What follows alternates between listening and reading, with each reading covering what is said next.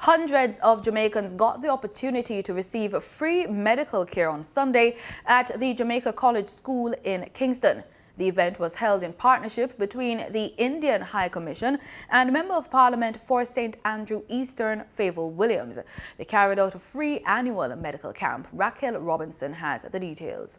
A scene of people congregating at the Jamaica College in Kingston showed the need for the day's activities. A closer look showed well-thought-out systematic process of medical assistance from doctors and nurses alike. Charged affairs with the High Commission of India in Jamaica, Pratit Misra, outlines the steps patrons would go through as they receive assistance. So the person first registers, is given sanitization and a mask. The person then comes to one of the nursing stations. Here we check the BP, the blood pressure, the diabetes, the weight, the oxygen, all of this, the vitals are basically checked. And then the person is referred to a doctor, a general physician. The person is then given a full body checkup and then recommendations. Then the person is taken to the other room where we have a dental setup, and so the dentist examines the mouth, and also a free eye checkup. After that, the person goes to the pharmacy, and whatever prescription medicines are given to the person free of charge. The most we have medicines for blood pressure, for diabetes, for pain, and also vitamins, different tonics, so basically pretty much everything. Mr. Misra says that with a number of significant events taking place in 2022, such as the 175th anniversary of the first Indian settlement in Jamaica, the Indian community wanted to continue giving back to the community that has welcomed them with open arms.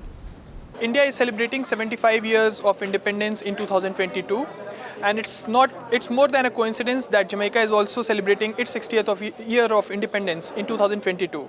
Also, to add to it, we have recently completed 175 years of the arrival of the first Indians in Jamaica, and also this is also the 60th year of the formation of diplomatic relations between India and Jamaica.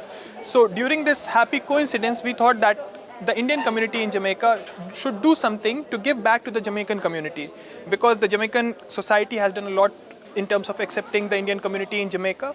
So whatever expertise we have, whatever resources we have, the High Commission thought that let's bring the Indian community together and give back to the Jamaican society and the Jamaican community in whichever way we can. Ashish Community Health Organization medical doctor Dr. Najendra Bochandulu expressed his own pleasure as a doctor of Indian descent being a part of the initiative. We are so happy to be, because it's a 175 and there are 60 years of the Jamaica. That is, yes, Indians is there almost from 175 years here. So we have done recently, PBCJ done the documentary very well, nice documentary was done how the Indians is doing here. So yes, we are very proud, and yes, we are part of the job that we give back to the community, because that means Indians are here from 175 years and they've been doing so good, and the community people in Jamaica, they are really take them as their own brothers and sisters. So that is our job, that as Indians, we should show that respect back to the people who are here.